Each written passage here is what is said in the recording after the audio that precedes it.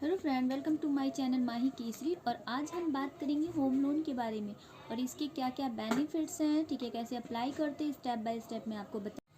Friend, जैसे कि मैं आपको होम लोन के बारे में बता रही थी, तो आज हम बात करेंगे एसबीआई स्टेट बैंक के होम लोन के बेनिफिट। एसबीआई होम लोन के बारे में क्या क्या इसके बेनिफिट्स हैं।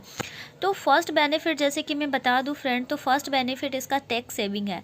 तो आप अगर होम लोन ले रहे हैं तो ये बहुत आपके लिए गुड न्यूज़ है कि होम लोन के साथ साथ आपको टैक्स सेविंग में भी बेनिफिट होगा।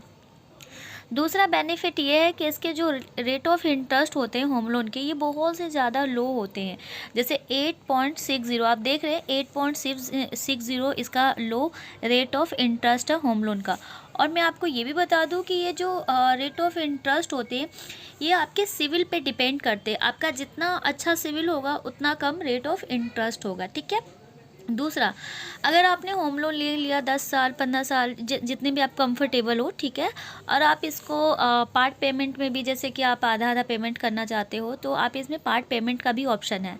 तीसरा कि आप जैसे लॉन्ग टर्म्स के लिए होम लोन लेते हैं और कुछ ईयर्स के बाद आप इसको क्लोज़ करवाते हैं 2 और 3, जैसे भी आप कंफर्टेबल होते हैं, तो इसमें जो एक प्रोसेसिंग फ़ीस होता है या चार्जेस होता है वो कुछ भी नहीं लगता। क्लोजिंग फ़ीस जो जिसको हम बोले तो वो कुछ नहीं लगता है।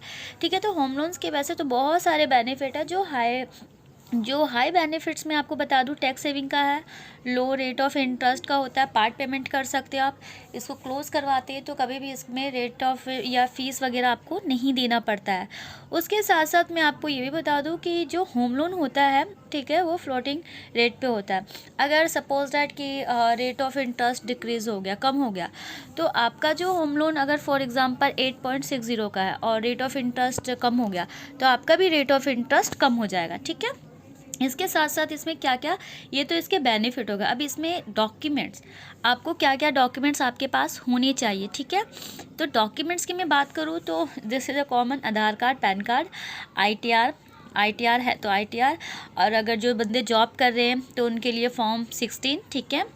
और आपका सैलरी स्टेटमेंट, जिसमें जिस बैंक में आपकी सैलरी आ रही है, बिज़नेस अगर आप बिज़नेस हैं, आप जॉब वाले हैं तो सैलरी स्टेटमेंट, अगर आप बिज़नेस करते हैं तो आपको बिज़नेस प्रूफ, और प्रॉपर्टी का पेपर, जैसे कि अगर आप किसी भी क्षेत्र में, किसी भी राज्य में कहीं पे भी आप प्रॉपर्टी ले रहे हैं तो उस प्रॉपर्टी का पेपर होना चाहिए आपके पास। ठीक है। तो उस भी आप पे एसबीआई आपको होम लोन करता है। ठीक है। डजेंट नॉट मैटर कि आपको इस लोकेशन में, उस लोकेशन, आप किसी भी लोकेशन में आप अप्लाई कर सकते हैं। अब दूसरा बेनिफिट्स इसका आपको मैंने बता दिया। फर्स्ट बेनिफिट कि इसके क्या क्या फीचर्स है, तो हर बंदे से मैं कहना चाहूँगी कि आप होम लोन ज़रूर लें। एंड सेकंड कि इसके लिए क्या क्या डॉक्यूमेंट है। एंड थर्ड एंड सिंपल, जी बता दूँ, हाउ टू अप्लाई, आप इसको अप्लाई कैसे कर सकते हो। अगर आप एसबीआई के कस्टमर हैं, ठीक है, तो आपके लिए बहुत इजी वे ये है कि आप क्या करेंगे, योनो एक ऐप होता है, ठीक है, एसबीआई का, उस पर जाके आप अप्लाई कर सकते हैं। दूसरा, अगर आप एसबीआई के कस्टमर नहीं हैं, अगर आप एसबीआई के कस्टमर हैं तो सिंपल ये है कि आप योनो ऐप, एसबीआई के एक योनो ऐप होता है, तो योनो ऐप के द्वारा आप अपना होम लोन के लिए आप अप्लाई कर सकते हो। ठीक है।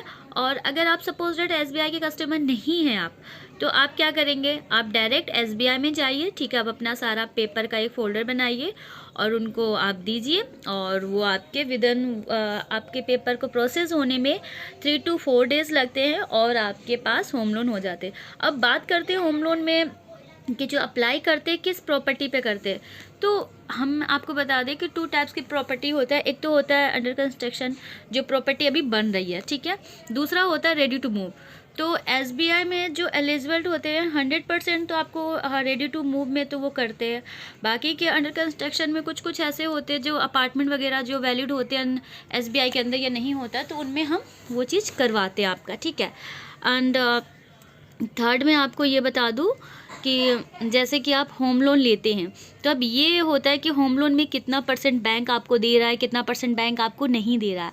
तो मैं आपको बता दूं, अगर आप होम लोन ले रहे हैं और आपकी प्रॉपर्टी के वैल्यू 40 लाख है, 50 लाख है, 1 CR है, 2 CR है, जितना भी है फॉर एग्जांपल, ठीक है, तो उसमें आपको 80 to 90% बैंक, कोई भी bank, I am not about the SBI, कोई भी बैंक, फॉर एग्जांपल पीएनबी की मैं बात करूँ तो पीएनबी हो गया, एसबीआई हो गया, या कोई भी बैंक जो होम लोन वगैरह करती है, वो आपको 80 to 90% आपका जो वैल्यू होती है प्रॉपर्टी के वो आपको देते हैं। उसमें से आपको 10% या 20% ही आपको देना होता है, बाकी का जो अमाउंट होता है बैंक खुद आपको डिसबर्स करता है। तो फ्रेंड, होम लोन लेना बहुत आसान है। तो आई विश अगर आपके पास घर है या फिर है भी एक्स्ट्रा लेना चाहते हो तो प्लीज़ आप अप्लाई कर सकते हैं। सेकंड, अगर आप रेंट पे रह रहे हैं तो आप होम लोन ले सकते हैं। होम लोन बहुत अच्छा है, क्योंकि अगर रेंट का जैसे आप किराया दे रहे हैं तो इसमें आप EMI दे सकते हैं, ठीक है।